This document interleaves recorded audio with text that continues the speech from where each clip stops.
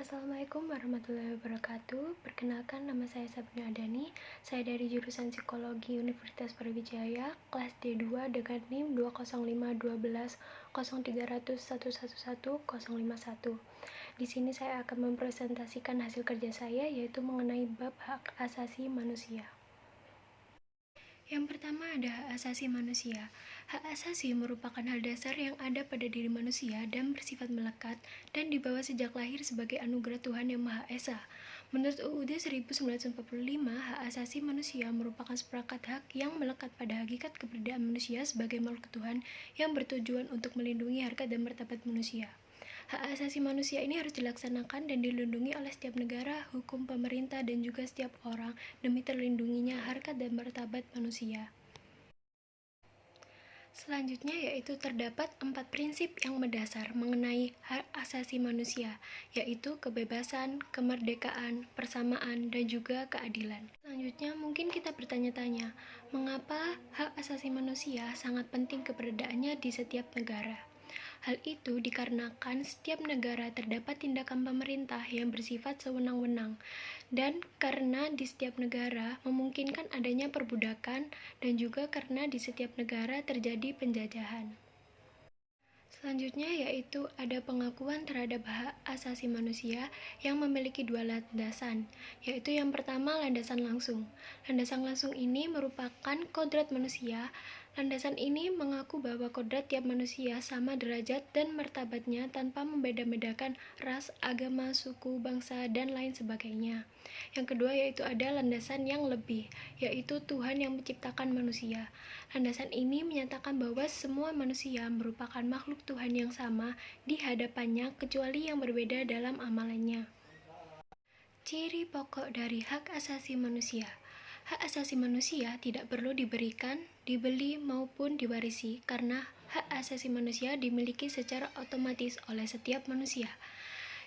Yang kedua yaitu hak asasi manusia tidak boleh dilanggar oleh siapapun, dan yang terakhir yaitu hak asasi manusia berlaku bagi setiap manusia tanpa memandang jenis kelamin, asal-usul, ras, agama, etnik, dan pandangan politik. Selanjutnya kita masuk dalam pembahasan hak asasi manusia. Yang pertama yaitu ada sejarah hak asasi manusia di dunia. Doktrin mengenai hak asasi manusia sudah diterima secara universal sebagai a moral, political, and legal framework and as a guideline dalam membangun dunia yang lebih bebas dari ketakutan dan penindasan serta perlakuan yang tidak adil. Sejarah HAM di dunia dapat diketahui dengan urutan sebagai berikut. Yang pertama ada Magna Carta tahun 1215 yang berisi mengenai perlindungan kaum freeman dan adanya perjuangan kaum bangsawan dan gereja hingga tercipta sistem parlemen. Yang kedua ada Bill of Rights yang dikenal dengan sebagai Glorious Revolution yang mencerminkan kemenangan parlemen atas Raja William III. Yang ketiga ada Declaration of Independence Amerika Serikat pada tahun 1776, The World Universal Declaration of Human Rights tahun 1948, PBB pada tahun 1966 berhasil melahirkan konvenen mengenai ekonomi politik, sosial, budaya, dan juga sipil. Yang kedua yaitu sejarah hak asasi manusia di kawasan Asia dan Afrika. Yang pertama di India terdapat Mahatma Gandhi yang memelopori hak asasi manusia di bidang kesejahteraan atau kemiskinan atau aliran Swadesi. Dan yang kedua di Filipina ada Corazon Aquino yang memelopori hak asasi manusia di bidang kekuasaan politik. Dan yang ketiga di Afrika Nelson Mandela memelopori gerakan apartheid, yaitu perbedaan warna, kulit, dan rasial. Dan yang ketiga merupakan sejarah hak asasi manusia di Indonesia. Yang pertama yaitu ada R.A. Kartini yang mempelopori hak asasi manusia pendidikan dan kepemimpinan. Yang kedua yaitu ada Budi Utomo yang mempelopori hak asasi manusia dalam bidang persatuan. Dan yang ketiga ada Ki Hajar Dewantara yang mengenai pendidikan dan kepemimpinan. Yang keempat ada Sumpah Pemuda yang mengenai persatuan dan kemerdekaan. Yang kelima ada proklamasi yaitu mengenai kemerdekaan. Dan yang keenam ada Indies Party yang mengenai kemerdekaan dan perlakuan yang sama. Dan yang terakhir yaitu ada Serikat Islam yaitu penghidupan yang layak dan pembebasan dari penindasan diskriminasi. Kemudian selanjutnya kita akan membahas tentang jenis-jenis hak asasi manusia. Yang pertama ada personal right atau hak asasi pribadi. Yang kedua ada property right atau hak asasi ekonomi. Yang ketiga ada right of legal equity yaitu hak asasi persamaan. Yang keempat ada political right atau hak asasi politik. Yang kelima ada social and cultural right yaitu hak asasi sosial dan kebudayaan. Dan yang kelima ada procedural right yaitu hak asasi peradilan dan perlindungan. Selanjutnya yaitu hak asasi manusia dalam Undang-Undang Dasar 1945 dan Pancasila. Yang pertama yaitu hak asasi manusia menurut sila ketuhanan yang Maha Esa, yaitu menjamin setiap orang untuk beribadah menurut keyakinan masing-masing, bebas memilih dan menjalankan ajaran agamanya masing-masing, serta setiap agama memiliki kedudukan yang sama dalam negara. Yang kedua yaitu hak asasi manusia menurut sila kemanusiaan yang adil dan beradab.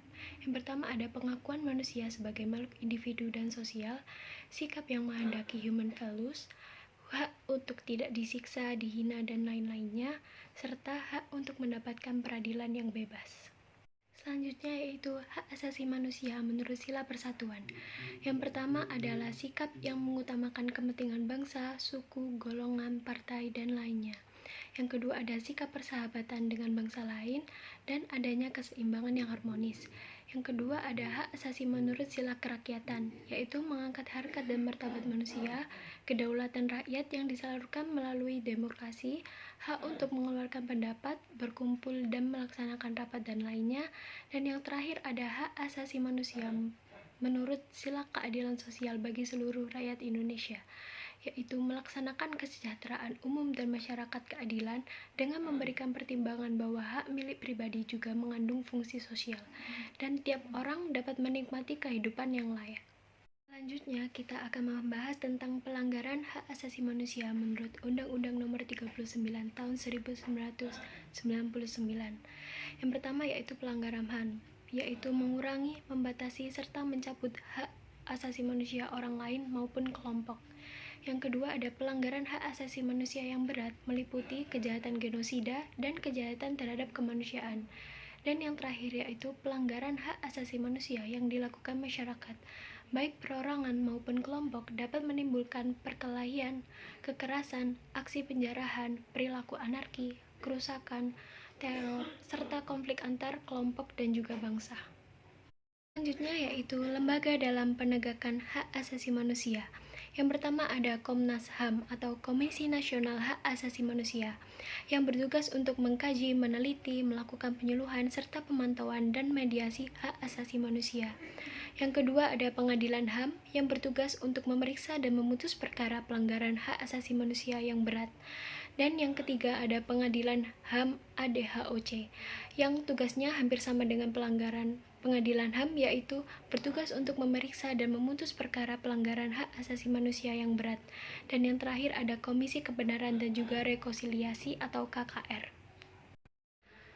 Pelanggaran hak asasi manusia ini pada dasarnya dapat dilakukan oleh dua pihak, yaitu aparat negara atau pemerintah maupun pihak masyarakat atau warga negara. Pelanggaran hak asasi manusia yang dilakukan oleh pihak aparatur negara meliputi pelanggaran hak asasi manusia yang dilakukan oleh pertama, lembaga eksekutif, kedua, lembaga legislatif, ketiga, lembaga yudikatif, keempat, aparat kepolisian, dan yang terakhir yaitu tentara atau militer. Dan pembahasan terakhir yang akan saya sampaikan yaitu pola penyelesaian pelanggaran hak asasi manusia yang berat menurut Suparman Marzuki, yaitu memiliki pola sebagai berikut. Pertama, mekanisme pengadilan nasional. Yang kedua, mekanisme pengadilan internasional. Yang ketiga, mekanisme pengadilan campuran. Dan yang terakhir, mekanisme KKR. Sekian presentasi yang dapat saya sampaikan. Untuk kurang dan lebihnya, saya mohon maaf. Wassalamualaikum warahmatullahi wabarakatuh.